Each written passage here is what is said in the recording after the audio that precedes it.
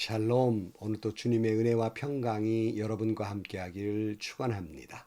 오늘도 주님과 동행하고 말씀을 기억하고 순종하는 하루의 삶이 되시기를 주의 이름으로 간절히 축원합니다. 오늘 아침 하나님께서 우리에게 허락해 주신 말씀은 사사기 6장 11절에서 24절 말씀입니다. 주님의 천사가 아비에셀 사람 요아스의 땅 오브라에 있는 상수리 나무 아래에 와서 앉았다. 그때 요아스의 아들 기드온은 미디안 사람들에게 들키지 않으려고 포도주 틀에서 몰래 밀 이삭을 타작하고 있었다.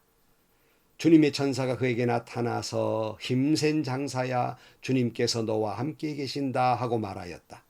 그러자 기드온이 그에게 물었다. 감히 엽주습니다만 주님께서 우리와 함께 계신다면 어째서 우리가 이 모든 어려움을 겪습니까?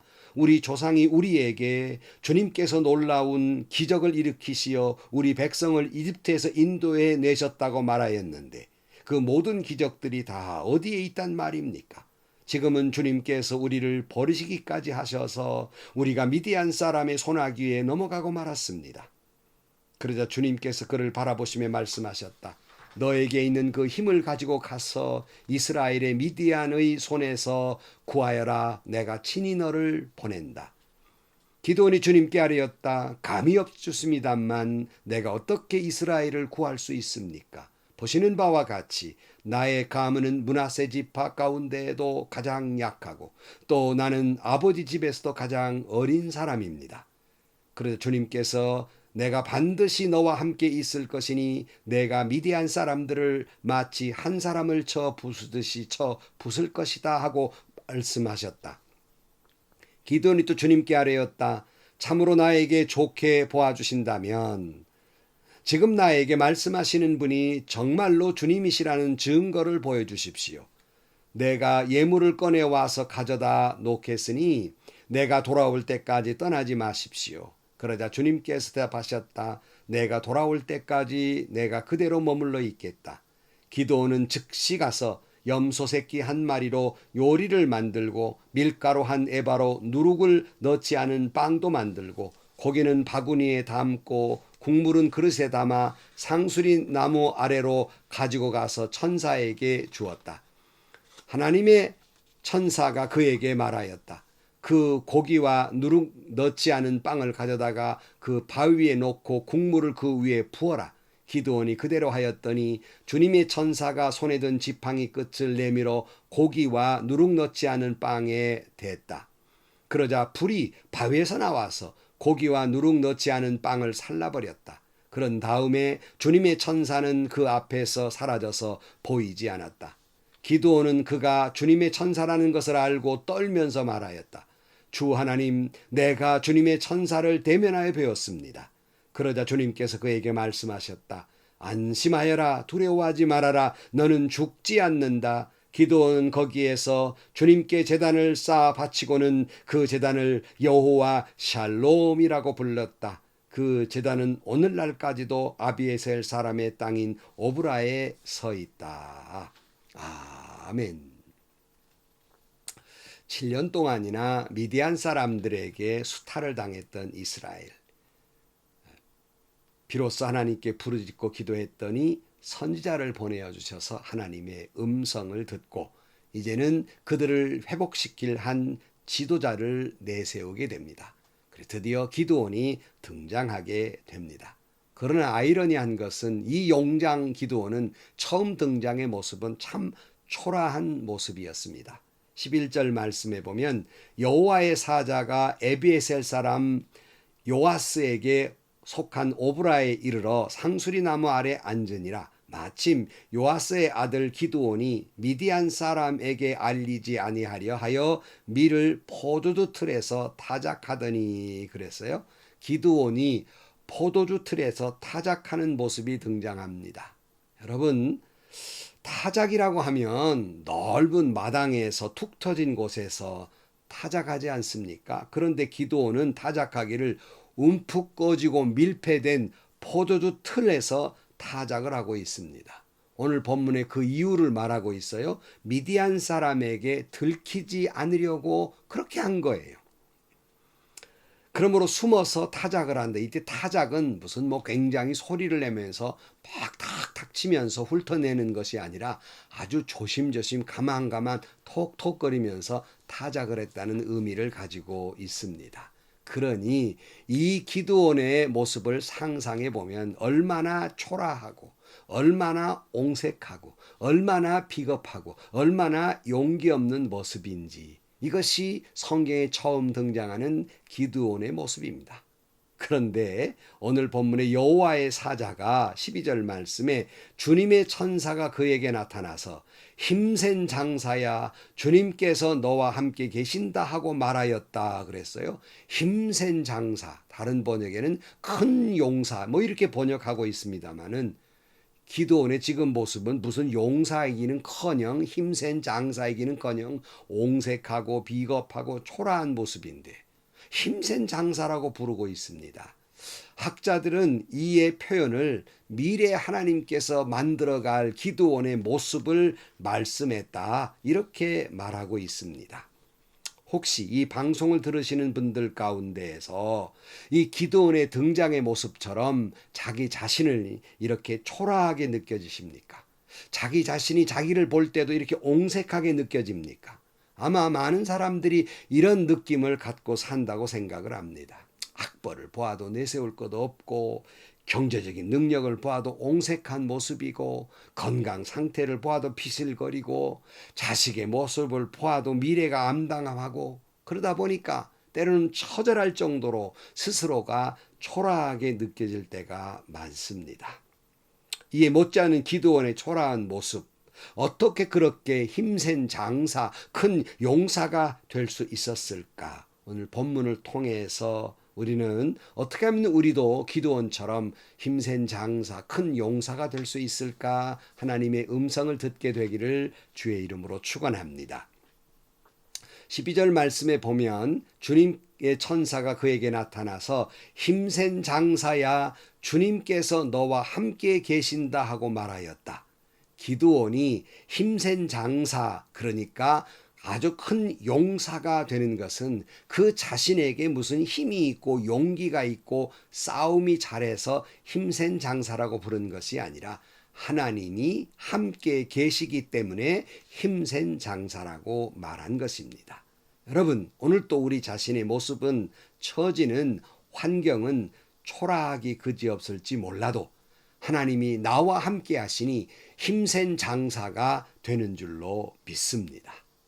하지만 오늘 본문에 보면 기드온은 이렇게 말합니다. 13절 말씀에 그러자 기드온이 그에게 되물었다.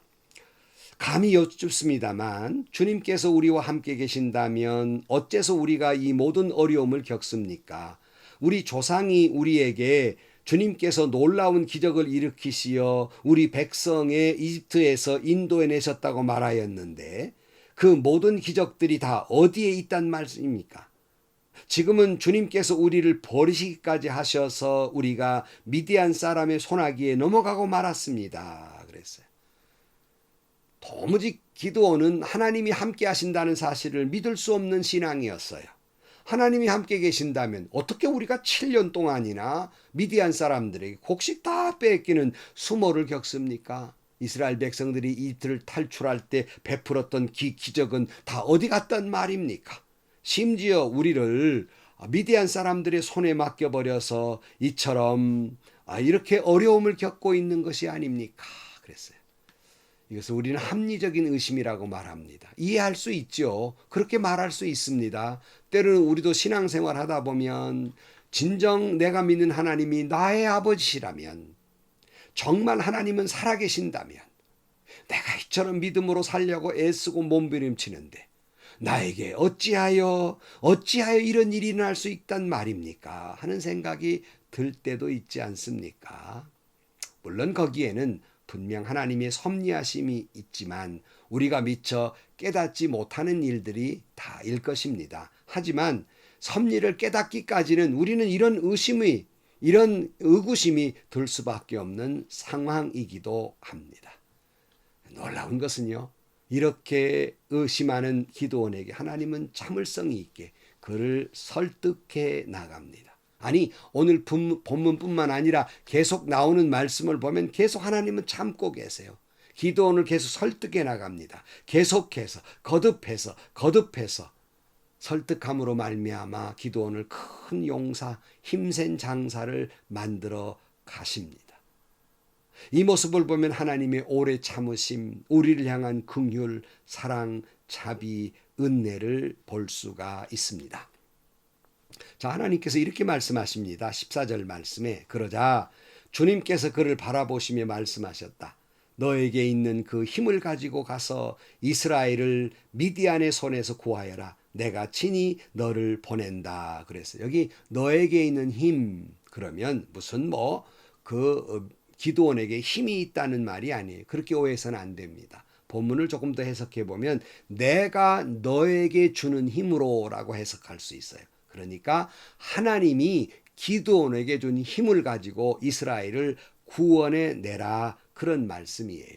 여러분, 하나님께서 우리에게 어떤 사명과 사역을 주실 때에는 감당할 만한 힘을 주십니다. 하나님께서 우리에게 감당할 만한 힘을 주셔서 우리로 하여금 그 사명을 감당케 하는 것입니다.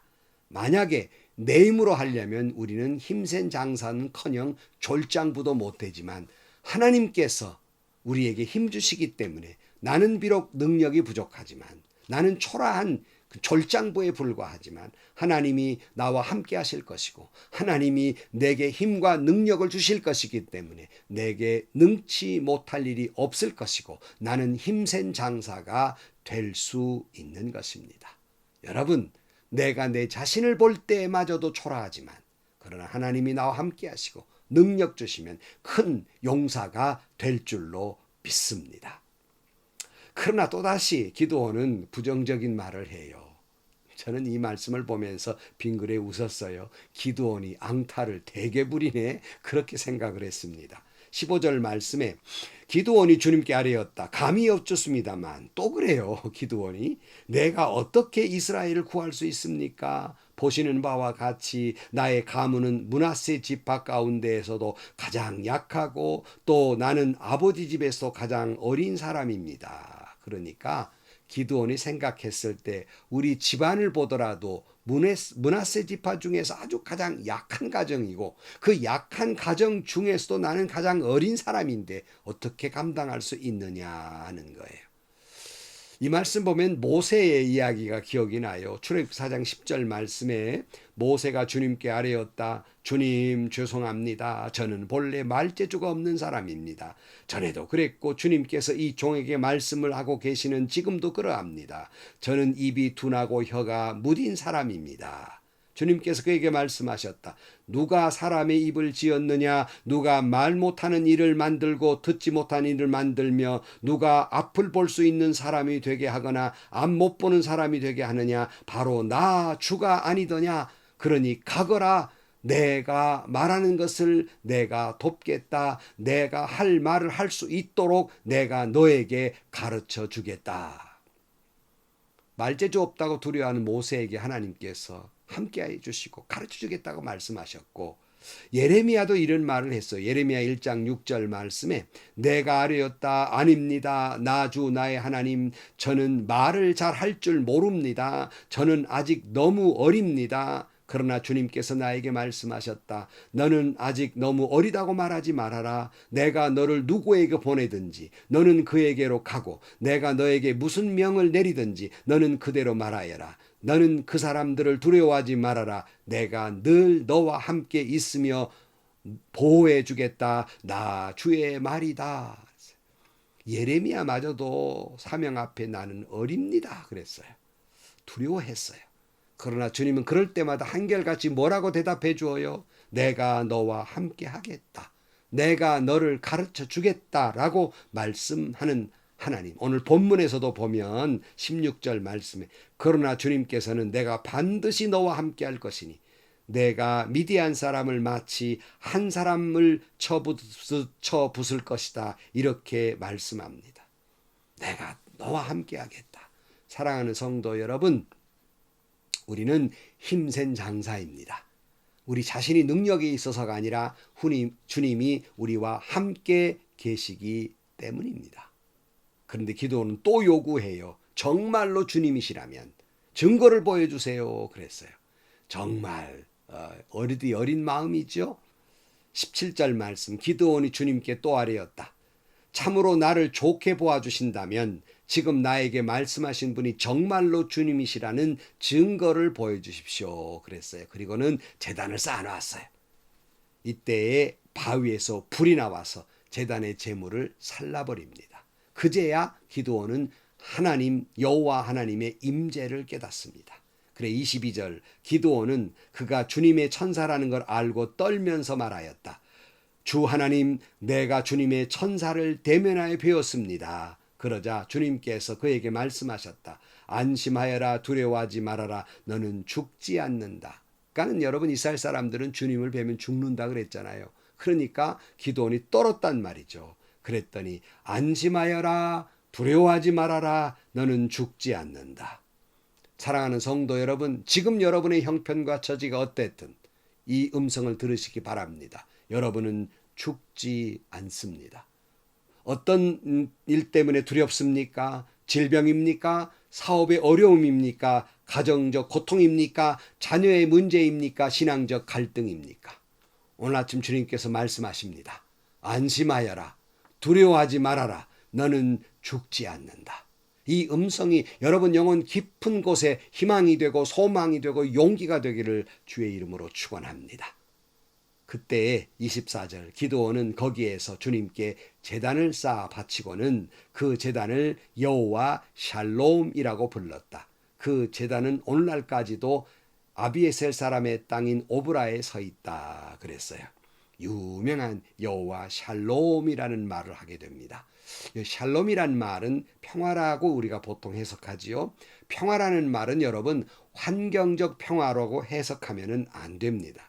이 평화는 하나님과의 관계에서의 평화예요. 그러니까 하나님과 바른 관계, 하나님과 좋은 관계를 이루었다. 이것이 샬롬입니다. 이 하나님과 좋은 관계의 샬롬을 이룰 때 우리가 생각하는 샬롬, 환경적 샬롬, 평화가 임하는 것입니다. 다시 말씀드립니다. 하나님과의 올바른 관계에 여호와 샬롬이 임할 때 우리의 삶 속에서의 샬롬을 이루게 되는 것입니다. 이 샬롬에는 배고픈 자에게는 만족의 샬롬이 임할 것이고 병든 자에게는 치유의 샬롬이 임할 것이며 슬픔 자에게는 위로의 샬롬이 임하게 될 것이며 실패한 자에게는 성공의 샬롬이 임하게 될 것입니다. 신약으로 넘어오면 두려움에 떨고 있는 제자들에게 부활의 주님이 나타나셔서 말씀하시죠. 요한복음 20장 19절 말씀에 그날 곧 주간의 첫날 저녁에 제자들은 유대 사람들이 무서워서 모두 문을 닫아 걸고 있었다. 그때 예수께서 와서 그들 가운데로 들어서셔서 너희에게 평화가 있기를 하고 인사말을 하셨다. 이때 샬롬이지요. 또 주님은 우리에게 평화를 주신다고 샬롬을 주신다고 말씀합니다. 요한복음 14장 27절 말씀에 나는 평화를 너희에게 남겨준다. 나는 내 평화를 너희에게 준다. 내가 너희에게 주는 평화는 세상이 주는 것과 같지 않다. 너희는 마음에 근심하지 말고 두려워하지 말아라 그랬어요. 성도 여러분, 요즘 세상 돌아가는 모습을 보면 샬롬, 평화라는 말을 하기에 무색하고 그리고 어렵고 힘든 시대를 우리가 살아가고 있습니다. 평화를 말하기에는 우리가 너무나 초라하고 힘이 없습니다. 하지만 용기를 갖게 되는 것은 우리 주님이 우리와 함께 계시기 때문에 우리는 힘센 장사가 될 것입니다. 두려워하지 마십시오. 졸장부로 살지 마십시오. 주님이 우리와 함께 계시기 때문에 우리는 큰 용사로 살게 될 것입니다. 여러분, 오늘도 큰 용사가 되시기를 축복합니다. 오늘도 샬롬, 주님의 평화가 여러분과 함께하기를 축복합니다. 마태복음에서 주님께서 이렇게 말씀하셨습니다. 마태복음 28장 20절 말씀에 보아라, 내가 세상 끝날까지 항상 너희와 함께 있을 것이다. 아멘. 기도하십시다. 하나님 아버지, 여호와의 샬롬을 말하기조차 어려운 시대를 우리가 살고 있습니다. 우리 스스로가 졸장부같이 느껴집니다. 초라하게 느껴집니다. 하지만 오늘 본문 말씀 속에서 주님이 나와 함께 하시니 힘센 용사가 되게 하여 주옵소서, 힘센 장사로 살아가게 하여 주옵소서, 졸장부 인생을 벗어버리고 힘센 용장으로 살아가게 하여 주옵소서. 예수님의 이름으로 기도하옵나이다. 아멘.